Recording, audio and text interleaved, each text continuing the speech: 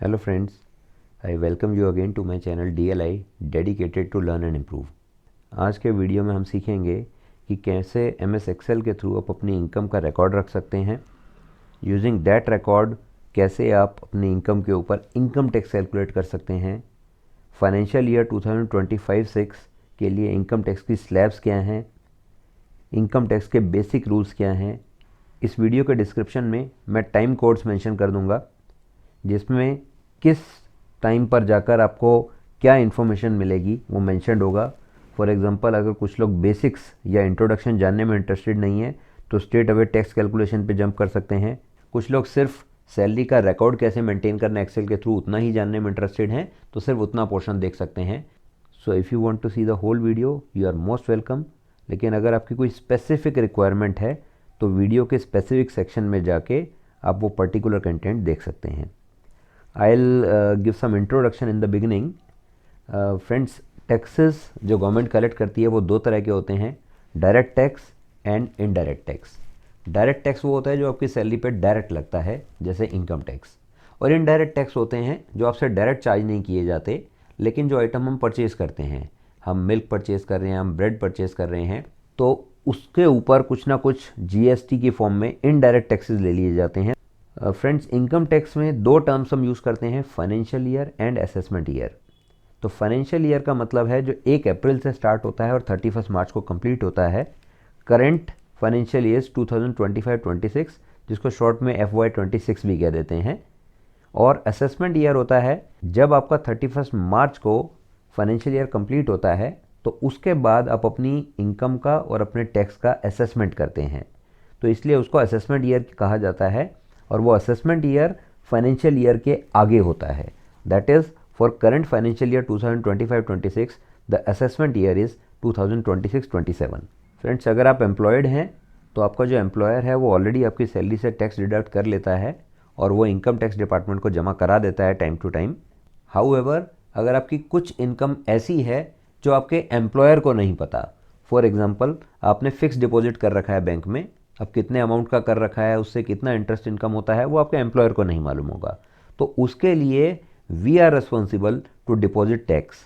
अब बैंक क्या होता है, जो भी आपकी FD का इंटरेस्ट आता है बाय डिफ़ॉल्ट उसका 10% डिडक्ट करके इनकम टैक्स डिपार्टमेंट को जमा करा देता है।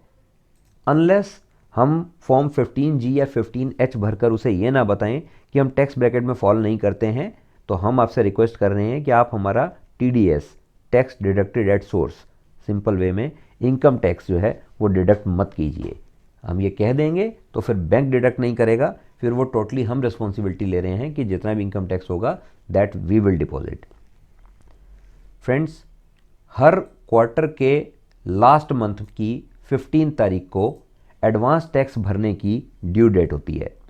फॉर एग्जांपल, 1 अप्रैल को फाइनेंशियल ईयर स्टार्ट हुआ, 30 जून को क्वार्टर एंड होता है, तो 15 जून, सिमिलरली 15 सितंबर, 15 दिसंबर, 15 मार्च, इन 4 डेट्स को उस पर्टिकुलर क्वार्टर का एडवांस टैक्स हमें भरना होता है।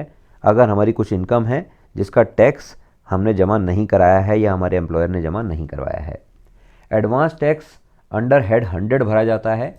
सिंपल इनकम टैक्स की वेबसाइट पर जाके पे एडवांस टैक्स करके मैं इस टैक्स को जमा करा सकता हूँ।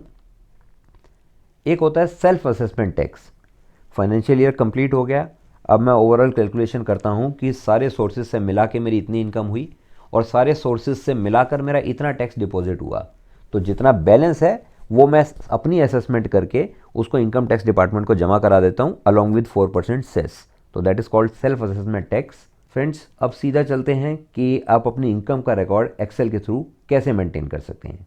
पहली वर्कशीट जो मैंने बनाई है वो प्राइवेट जॉब करने वाले लोगों के लिए बनाई है। फाइनेंशियल 2025-26 में 12 मंथ्स की इनकम का रिकॉर्ड इस तरह से हम मेंटेन कर सकते हैं। जो मार्च 2025 की सैलरी है वो 31 मार्च को ना क्रेडिट होकर 1 अप्रैल को क्रेडिट होती है, तो इसीलिए वो नेक्स्ट फाइनेंशियल ईयर में काउंट होती है। इसलिए मैंने स्टार्ट जो किया है वो मार्च 2025 से किया है और एंड जो है फरवरी पे किया है।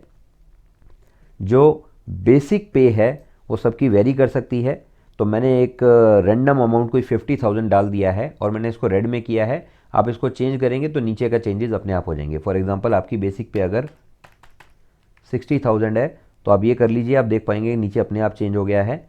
जुलाई में मैंने एक इंक्रीमेंट 10% का कैलकुलेट कर दिया है, एज्यूमिंग कि आपको साल में एक बार इंक्रीमेंट मिलता है, वो जुलाई में मिल सकता है, जनवरी में मिल सकता है, अप्रैल में मिल सकता है, तो आप अकॉर्डिंगली आप इसको चेंज कर सकते हैं। फॉर्मूला मैंने सिंपली क्या लगाया है, इक्वल टू B6 यानी जून मंथ की सैलरी इंटू 1.1, यानी मैंने 10% ऐड करके इसमें फॉर्मूला लगा दिया है। और अब इसके ऊपर जो अलाउंसेस होते हैं वो सबके वेरी कर सकते हैं, आप अपनी सैलरी स्लिप देख के अकॉर्डिंगली यहाँ पे फीड कर सकते हैं। यहाँ कुछ अलाउंसेस मैंने मेंशन कर दिए हैं जो यूजुअली सबको मिलते ही हैं। आपके अगर कुछ अलग होंगे तो ऊपर आप अलग अलग हेडिंग दे सकते हैं, आप अपनी सैलरी स्लिप में देख के इसको वन टाइम फीड कर सकते हैं और उसके बाद कैलकुलेशन ऑटोमेटिकली इसमें हो जाएंगी एक्सेल में। तो लेट्स से कि हाउस रेंट अलाउंस मुझे 50% की रेट पे मिलता है और मेरी बेसिक पे जो है वो 50,000 है, तो मैंने फार्मूला लगाया है इक्वल टू B3 इंटू 0.5, यानी equal to this amount into 0.5 50%, तो ये 25,000 HRA हो गया। अब इसको अगर आप पकड़कर यहाँ पर ब्लैक जब प्लस का साइन आ जाएगा, इसको नीचे ड्रैग कर देंगे तो यही फार्मूला नीचे तक कॉपी पेस्ट हो जाएगा। आप देख पा रहे हैं कि जुलाई में मैंने सैलरी चेंज किया है तो यहाँ पे जो HRA है वो भी चेंज हो गया है। कुछ लोगों को स्पेशल अलाउंस मिलता होगा, अगर उसकी कुछ रेट है तो वो मेंशन कर सकते हैं। तो मैंने अभी एक रैंडम अमाउंट ले लिया है बेसिक पे का 17%। इसकी जगह आपका किसी और हेड में कुछ अलाउंस मिलता है तो वो आप यहाँ मेंशन कर सकते हैं, और अगर वो फिक्स्ड है तो आप सिंपली एक फिक्स्ड अमाउंट यहाँ पर टाइप कर सकते हैं विदाउट यूजिंग एनी फार्मूला। ऐसे ही मैंने कुछ हेड्स ले लिए, statutory bonus, meal card, mobile and broadband allowance, और उसमें कुछ कुछ अमाउंट मैंने रैंडमली लिख लिया है। इन सब का टोटल जो है वो मिलाकर आपकी बनती है ग्रॉस इनकम। तो ये जो ग्रॉस इनकम है उसमें मैंने फॉर्मूला क्या लगाया है, equal to some B3 to I3, तो सेमी कॉलन लगाने से कंटिन्यूटी में ऐड होते चले जाते हैं, तो ये ग्रॉस इनकम आ गया। एंड अगेन मैंने इसको इस तरह करके ड्रैग कर दिया तो पूरे साल का ग्रॉस इनकम जो है वो दिख रहा है। बॉटम पे आप देख पा रहे होंगे मैंने हर हेड के ईयरली कैलकुलेशन भी कर दी है। बेसिक पे का टोटल ये आ गया है 12 महीने का, HRA का ये आ गया एंड सो ऑन। तो जो ग्रॉस इनकम बनकर आ रही है वो आ रही है 1283,600 एज पर दिस एग्जाम्पल। अब इनकम के बाद कुछ डिडक्शन भी होती हैं, तो प्रोविडेंट फंड यहाँ मैंने 9,000 ले लिया है, ये 9,000 मैंने ले लिया है बेसिक प्लस HRA का 12%। ये रैंडम मैंने एक अमाउंट अभी लिया है, आपका जितना भी प्रोविडेंट फंड कटता है वो आप यहाँ मेंशन कर सकते हैं, फार्मूले में जितना आपको ज़रूरत है आप ट्वीक कर सकते हैं। प्रोफेशनल टैक्स मैंने यहाँ पे कुछ मेंशन कर दिया है, labour welfare fund. Total deduction के लिए मैंने सिंपली क्या किया है कि ये तीनों डिडक्शन का टोटल का फार्मूला, सम का फार्मूला मैंने यहाँ लगा दिया है। So our net income will be, ये जो ग्रॉस इनकम आ रही है माइनस ये जो टोटल डिडक्शन है। तो लेट से अप्रैल मंथ की बात करें तो जो नेट इनकम मुझे रिसीव होगी दैट विल बी 84,900। अब कुछ टैक्स भी इसमें से डिडक्ट होता है, इसमें से ये 5,000 का मैंने टैक्स लिया है, मैंने रेड में लिखा है, तो हर महीने आपका टैक्स अलग अलग कट सकता है। अगर एक फ्लैट अमाउंट है तो आप फ्लैट अमाउंट लिख सकते हैं, अलग अलग कट रहा है तो हर महीने आप इसको चेंज कर सकते हैं, इसलिए मैंने इसको रेड में कर दिया है। और 4% जो है यू वुड बी अवेयर कि इस टैक्स के ऊपर सेस कटता है, तो मैंने P4 इंटू 0.04 ये फार्मूला लगा दिया है, यानी जितना टैक्स डिडक्ट हुआ है उसका 4% एक्स्ट्रा एज सेस डिपॉजिट हो गया है, और टोटल टैक्स जो डिपॉजिट होगा इनकम टैक्स डिपार्टमेंट को इस महीने की salary say that is 5200। And again इसका भी मैंने ग्रैंड टोटल का नीचे फार्मूला लगा दिया है। नाउ मेरा बैंक में कुछ पैसा जमा होगा, उसके ऊपर एक नॉर्मल इंटरेस्ट भी मिलता है, सेविंग बैंक इंटरेस्ट जो मैंने 1000 एज्यूम किया है, और FD के ऊपर भी कुछ इंटरेस्ट मिलता है वो 20,000 है। आप अपना AIS, TIS और form 26AS income tax return भरने के लिए आई होप ये तीनों डाउनलोड करते ही होंगे। फॉर्म 26AS में आपका FD का किस बैंक से कितना इंटरेस्ट मिला है वो यहाँ पर शो हो जाता है, तो वो अमाउंट आप वहाँ से पढ़ के यहाँ पे फिल कर सकते हैं। और उसके ऊपर कुछ टैक्स भी बैंक काट लेता है, जो मैंने कहा यूजुअली 10% के हिसाब से होता है, तो इसका 10% जो है मैं एज्यूम कर चल रहा हूँ कि बैंक ने टैक्स डिपॉजिट करा दिया है, और ये भी फॉर्म 26AS में रिफ्लेक्ट करता है। अब यहाँ मैंने कैलकुलेशन की है इनकम टैक्स कैसे कैलकुलेट होता है। ग्रॉस इनकम दैट इज़ 1283,600, तो मैंने सिंपली क्या किया इक्वल टू J15 मैंने इससे लिंक कर दिया है। अब अगर मैं यहाँ पर चेंज करता हूँ, मेरी बेसिक पे 60,000 है, तो उसको मैं चेंज करता हूँ और देखते हैं इसका क्या हाल होता है। तो मैं इसको कर रहा हूँ 60,000, और आप देख पा रहे हैं कि इसके ऊपर बेस्ड जितने भी अलाउंसेस थे वो सारे चेंज हो गए हैं। मेरी ग्रॉस इनकम जो है वो भी चेंज हो गई है, और क्योंकि ये इससे कनेक्टेड था तो ये भी ऑटोमेटिकली चेंज हो गया है, तो इसलिए मैंने एक फिगर रेड में की है। इसको चेंज करेंगे तो बाकी सारा कुछ अपने आप चेंज हो जाएगा क्योंकि सब फॉर्मूलों से कनेक्टेड है। आई हैव अज्यूम्ड कि आपको कुछ चिल्ड्रन एजुकेशन अलाउंस मिलता है जो आप अपने एक्चुअल अमाउंट के हिसाब से चेंज कर सकते हैं। प्रोविडेंट फंड में जो एम्प्लॉयर कंट्रीब्यूशन आता है वो भी 12% आता है, मैचिंग कंट्रीब्यूशन आता है, तो इसमें मैंने इक्वल टू K15 ये फार्मूला लगा दिया है। Under section 16(1)(a) standard deduction मिलती है न्यू टैक्स रिजीम में 75,000 की, तो वो मैंने माइनस में करके लिख दिया है। तो आपकी ग्रॉस इनकम क्या होगी, जो आपको ग्रॉस इनकम मिली प्लस ये जो अलाउंस आपको एक्स्ट्रा वन टाइम मिला children education allowance, provident fund जो एम्प्लॉयर कंट्रीब्यूशन है वो, और इसमें 75,000 की इनकम टैक्स की स्टैंडर्ड डिडक्शन की रिबेट, तो इन सबको ऐड करने के बाद नेट ग्रॉस इनकम आ रही है वो 16,10,000 के आसपास आ रही है। ये एफडी का इंटरेस्ट मैंने यहाँ पे अकाउंट में ले लिया है। क्या मैंने लिंक किया है, इक्वल टू D22, तो यहाँ जो भी भरेंगे उसको मैंने इससे कनेक्ट कर दिया है, तो यहाँ ऑटोमेटिकली अपडेट हो जाएगा। आपको लगता है कि मेरे बैंक ने मुझे एफडी का इंटरेस्ट जो है 1 लाख दिया है, तो आप वहाँ चेंज कर दीजिए, यहाँ ऑटोमेटिकली चेंज हो जाएगा। इसी तरह सेविंग बैंक का इंटरेस्ट आपको लगता है मुझे 1,000 नहीं मिला, मुझे 5,000 मिला है, तो आप उसको 5,000 कर दीजिए, यहाँ पर चेंज हो जाएगा क्योंकि ये कनेक्टेड है। Total income from other sources, इन दोनों का मैंने यहाँ पे टोटल का फॉर्मूला लगा दिया है। आप यहाँ पे फार्मूला बार में फार्मूला देख सकते हैं। ये फार्मूले कैसे लगाने हैं, मैंने एक्सेल की बेसिक एक वीडियो पीछे बनाई थी और अपलोड की थी, तो आप मेरी एक्सेल MS एक्सेल की प्लेलिस्ट में जाकर उसको देख सकते हैं। कुछ मान लीजिए कि मैं मार्केट में इन्वेस्ट करता हूँ और ये मेरी डिविडेंड इनकम है, तो वो मैंने यहाँ पे फिल कर दिया है। तो ग्रॉस अदर इनकम जो मेरी बनी, ये मेरी एफडी और सेविंग बैंक का इंटरेस्ट और ये मेरी डिविडेंड इनकम, इनका टोटल 1,10,000 यहाँ पर आ गया। जो एम्प्लॉयर कंट्रीब्यूशन है उस पर रिबेट मिल जाती है, उस पर मुझे टैक्स पे नहीं करना होता है, इसलिए मैंने यहाँ उसको माइनस कर दिया है। तो एक्चुअल मिला कितना है वो मैंने यहाँ रिफ्लेक्ट किया था और यहाँ मैंने उसकी रिबेट ले ली है। नेट ग्रॉस इनकम जो अब बनकर आ रही है दैट इज़ 1582। अब इसके लिए मैंने क्या फार्मूला लगाया है, आप देख पाएंगे ऊपर L22, 27 और 28 का सम। L22 इज़ जो मेरी ग्रॉस इनकम थी, L27 इज़ जो मेरी अदर इनकम है, और L28 जिसमें मैंने पहले से ही माइनस का साइन लगा कर लिख दिया है कि ये एम्प्लॉयर कंट्रीब्यूशन है, तो ये माइनस हो जाएगा, तो नेट जो अमाउंट आएगा वो ये आएगा। तो ये मेरी ग्रॉस इनकम है, इसके ऊपर मुझे टैक्स पे करना है। नाउ फाइनेंशियल ईयर 2025-26, इसमें जो टैक्स स्लैब हैं वो आपके सामने हैं, आप देख सकते हैं। 4 लाख तक कोई टैक्स नहीं है, उसके बाद हर 4 लाख पे 5% टैक्स बढ़ता जाएगा, तो वो मैंने यहाँ पे मेंशन कर दिया है। तो क्योंकि हमारी इनकम 15,82,000 है, तो पहले 4 लाख तक ज़ीरो टैक्स, 4 से 8 लाख यानी अगले 4 लाख पे 5% के हिसाब से 20,000 का टैक्स, आप ये ऊपर देख सकते हैं, मैंने फार्मूला भी लगा रखा है। इसी तरह उससे अगले 4 लाख पे 10% के हिसाब से 40% का टैक्स, और 12 से 16 लाख इस रेंज में 15% का टैक्स। बट नाउ मैं 16 लाख को टच नहीं कर रहा हूँ, तो मैंने क्या फार्मूला यहाँ पे लगाया है, इक्वल टू L29, ये जो 1582 मेरी इनकम है इसमें से 12 लाख माइनस कर दिया, क्योंकि 12 लाख तक का टैक्स तो ऊपर कैलकुलेट हो चुका था।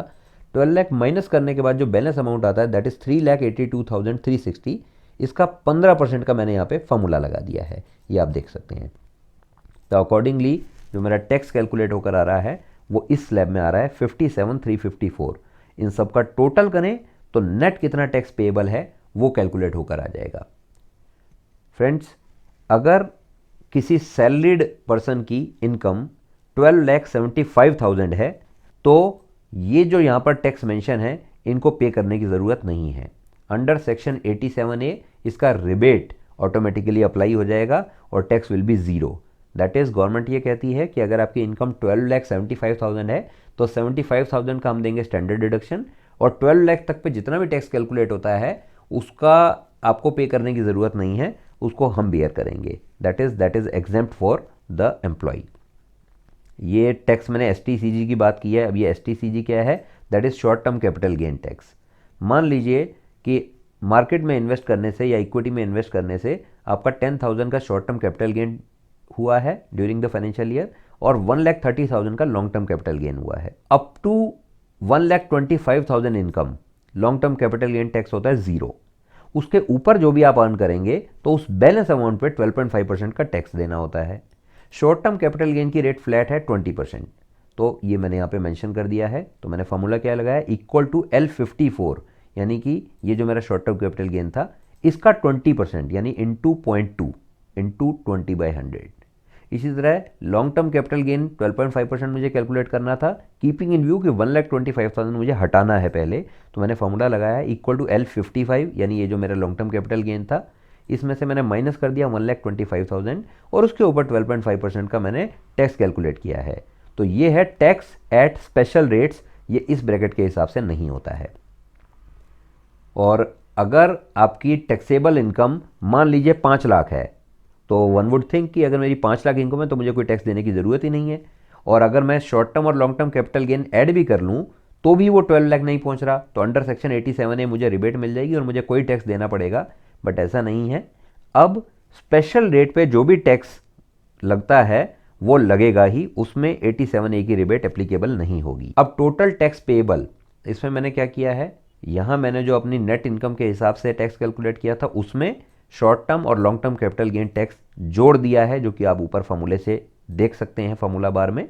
इसके ऊपर 4% का सेस भी लगता है, तो मैंने इसमें 4% के सेस का फॉर्मूला लगा दिया है। तो ये नेट टैक्स निकल कर आया जो मुझे इनकम टैक्स डिपार्टमेंट को पे करना है। यहाँ मैंने 2 इंटरेस्ट मेंशन किए हैं। अब ये क्या है, इनकम टैक्स कहता है कि आपको हर क्वार्टर के एंड में एडवांस टैक्स पे करना है, और अगर आपका एडवांस टैक्स 10,000 से ऊपर का ड्यू हो जाता है कभी, तो हम आपसे 1% पर मंथ का सिंपल इंटरेस्ट लेंगे अनटिल इट इज़ पेड। मैं एग्जांपल से एक्सप्लेन करता हूँ। जो आपको सैलरी मिल रही है उस पर तो आपका जो एम्प्लॉयर है वो टैक्स डिडक्ट कर ही रहा होगा, लेकिन जो आपका एफडी का इंटरेस्ट है उस पर एम्प्लॉयर को नहीं मालूम, इसलिए वो टैक्स डिडक्ट नहीं कर रहा है। कुछ लोग क्या करते हैं, जिनको आइडिया होता है वो अपने एम्प्लॉयर को ही बता देते हैं कि थोड़ा सा बढ़ा के टैक्स डिडक्ट कर दो, ताकि इनकम टैक्स डिपार्टमेंट को टैक्स थोड़ा सा एक्स्ट्रा चला जाए और मुझे ये पेनल्टी ना देनी पड़े। तो मैं एक एग्जांपल से एक्सप्लेन करता हूँ। मान लीजिए कि एक क्वार्टर में मेरा एफडी से 1 लाख का अर्निंग हुआ, इतना मुझे इंटरेस्ट मिला। तो अप्रैल से जून का क्वार्टर था, 1 लाख मुझे एफडी से इंटरेस्ट मिला। और मान लीजिए कि मैं 30% की ब्रैकेट में आता हूँ, तो 1 लाख का 30% इज़ 30,000, तो मुझे 30,000 टैक्स पे करना था। लेकिन बैंक्स का जो सिस्टम है वो बाय डिफ़ॉल्ट 10% ही डिडक्ट करता है, तो 20,000 फर्स्ट क्वार्टर में ड्यू रह गया, जो बैंक ने भी नहीं काटा, और मान लीजिए मैंने भी एडवांस टैक्स के थ्रू जमा नहीं किया। अब मैं अगले साल जब जुलाई में रिटर्न भरूंगा तब मुझे जितना ड्यू टैक्स दिख रहा होगा मैं उसको पे करूंगा। तो इसका मतलब क्या हुआ कि ये टैक्स जो फर्स्ट क्वार्टर एंडिंग जून में ड्यू हो गया था उसको मैंने नेक्स्ट ईयर की जुलाई में पे किया 13 महीने के बाद। तो इनकम टैक्स डिपार्टमेंट कहता है इस 20,000 के ऊपर 1% पर मंथ का आपको पेनल्टी देना पड़ेगा अंडर सेक्शन 234C। तो 20,000 का 1% इज 200 इंटू 13 मंथ्स, 2600 का आपको पेनल्टी देना पड़ेगा। इसी तरह अगले क्वार्टर में अगर आपका फिर कुछ एफडी इनकम है या अदर सोर्सेज से इनकम है और उस पर भी कुछ टैक्स बन रहा है तो वो इसमें ऐड होता जाएगा। जब फाइनेंशियल ईयर कंप्लीट हो जाता है 31 मार्च को, तो इनकम टैक्स डिपार्टमेंट सीधा कहता है कि हमारा हिसाब कर दो। तो आपको जितना भी आपका टैक्स बनता है उसको खुद से असेस करके एज सेल्फ असेसमेंट टैक्स पे करना होता है। लेकिन जब तक हमें बैंक से स्टेटमेंट मिलते हैं, अदर सोर्सेज से स्टेटमेंट मिलते हैं, आपके ऑफिस से फॉर्म 16 मिलता है, तब तक तो हम इसको भरते नहीं हैं। तो ऐसे में क्या होता है, 1 अप्रैल से फिर से इंटरेस्ट एक्रू होना शुरू हो जाता है। तो अब टोटल जितना भी टैक्स फाइनेंशियल ईयर में अनपेड रह गया था उसके ऊपर 1% पर मंथ का फिर से सिंपल इंटरेस्ट पे करना पड़ता है as penalty under section 234B। तो ये दोनों पैरेलली चलते हैं। ये ड्यू होता है जब आपका फाइनेंशियल ईयर कंप्लीट हो जाता है और ये लगातार चल रहा था। तो मान लीजिए कि आपको ऐसी कुछ पेनल्टी बन रही थी जिसका मैंने यहाँ कुछ रैंडम अमाउंट अभी लिख दिया है। बाकी जब आप रिटर्न भरने जाते हैं तो वहाँ पे एक्चुअल अमाउंट दिखा रहा होता है और वहाँ पे कैलकुलेशन की डिटेल भी दिखा रहा होता है। तो इन सबको मिला के जो टोटल टैक्स मेरा पेबल आया वो आया 125,528। मेरे एम्प्लॉयर ने कुछ टैक्स डिडक्ट किया था, आप यहाँ से देख सकते हैं 62,400। तो मैंने इसको लिंक कर दिया है equal to R15, this is R15। इस सेल से मैंने लिंक कर दिया है। अगर आपको लग रहा है कि आपका एम्प्लॉयर 5,000 नहीं काट रहा, 10,000 काट रहा है, तो आप इसको 10,000 कर दीजिए, ठीक है। और आप इसको ड्रैग ना भी करना चाहें तो आप सिंपली यहाँ डबल क्लिक कर लेंगे तो भी वो नीचे तक अपने आप ड्रैग हो जाता है। तो कितना टैक्स आपके एम्प्लॉयर ने डिपॉजिट कराया वो यहाँ पर आ गया, और आपके बैंक ने कितना डिडक्ट किया था 2,000। ये मैंने लिंक कहाँ से कर दिया, इससे। ये आपके बैंक ने डिडक्ट किया था। और आपने कुछ एडवांस टैक्स भी पे कर दिया 1 मार्च को, लेट से 20,000 का। तो टोटल टैक्स जो पे किया वो इतना किया। नेट टैक्स पेएबल, अब टैक्स पेएबल था इतना 1,25,000, लेकिन सारे सोर्सेज से मिला के आपने पे कर दिया इतना, तो आपका नेट टैक्स पेएबल माइनस में आ गया, यानी आपको रिफंड मिलेगा। ऑन द अदर हैंड अगर मैं इसको 5,000 लेट से कर देता हूँ वापस, तो आप देख सकते हैं अब there is some tax which is payable 41,128, और इनकम टैक्स डिपार्टमेंट उसको नियरेस्ट मल्टीपल ऑफ 10 में राउंड ऑफ कर देता है, तो आपको 41,130 का टैक्स पे करना पड़ेगा एज सेल्फ असेसमेंट टैक्स। तो फ्रेंड्स दैट वाज ऑल, कैसे आप अपनी सैलरी का रिकॉर्ड मेंटेन कर सकते हैं। अगर आप ये रिकॉर्ड मेंटेन कर कर चल रहे हैं, तो जब से आपकी जॉब लगी है तब से लेके अब तक का आप अगर रिकॉर्ड मेंटेन कर लें, वन टाइम एक्सरसाइज है, उसके बाद तो सारे फार्मूले लगे ही हुए हैं। तो आप अपना फ्यूचर में कभी एरियर कैलकुलेट करना हो, आपकी पे अपग्रेड होती है बैक डेट से, तो एरियर भी उसकी हेल्प से बड़ी आसानी से कैलकुलेट कर सकते हैं। और अगर आपको टैक्स कैलकुलेट करना है तो सिंपली आप क्या कर सकते हैं, आपकी एक मास्टर एक्सेल शीट आप बना लें जिसमें ये सारे हेड्स हों, और एक फाइनेंशियल ईयर का जो भी डेटा है आप उसको कॉपी करके यहाँ पेस्ट कर दें, तो नीचे जो फॉर्मूले लगे हैं उसके हिसाब से आपका इनकम टैक्स कैलकुलेट हो जाएगा। तो एक मास्टर शीट आप मेंटेन कर सकते हैं अपनी सैलरी की, जो कि आपकी सर्विस ज्वाइन करने से लेकर सर्विस एंड होने तक जितनी भी आपकी इनकम हुई है आपके एम्प्लॉयर के द्वारा, तो उसका रिकॉर्ड एक ही जगह पे रखेगी। एनुअल बेसिस पे आप अपनी इस टैक्स कैलकुलेशन शीट में पेस्ट करते रहेंगे, तो आपका इनकम टैक्स भी कैलकुलेट हो जाएगा। फ्रेंड्स 1 फरवरी को बजट अनाउंस होता है हर साल, उसमें टैक्स स्लैब कई बार चेंज होती भी हैं, कई बार नहीं भी होती हैं। तो इस बार जब बजट अनाउंस होगा इसमें कुछ चेंज होगा, तो आई विल ट्राई कि मैं एक नई एक्सेल शीट अपडेट करके as per new budget announcement इसमें अपलोड कर दूं। As of now I will request कि यहाँ जो मैंने मेंशन किया है ये सारी कैलकुलेशन आप खुद से एक्सेल शीट बना के उसमें करने की कोशिश करें, क्योंकि जब आप खुद से करते हैं तो आपको काफ़ी क्लैरिटी इसमें हो जाती है। थोड़ा सा टास्क दिखने में टीडियस लग सकता है, but I will say it's a one time exercise, और आगे के लिए आपका ये पूरा काम जो है सिस्टमेटिक कर देगी, तो it's worth spending some time. Still आपको इनमें से किसी चीज़ में क्लैरिटी नहीं आती है जो मैंने यहाँ मेंशन किया है, आप चाहते हैं कि मैं कुछ और किसी टॉपिक पर डिटेल्ड वीडियो बनाऊं ताकि आपको और क्लैरिटी आ जाए, या आपके कोई स्पेसिफिक डाउट हैं तो आप कमेंट सेक्शन में काइंडली मेंशन कर दें। I will try my best कि एज सुन एज पॉसिबल मैं उसको रिवर्ट करूं। Thank you so much for taking out time and watching this video.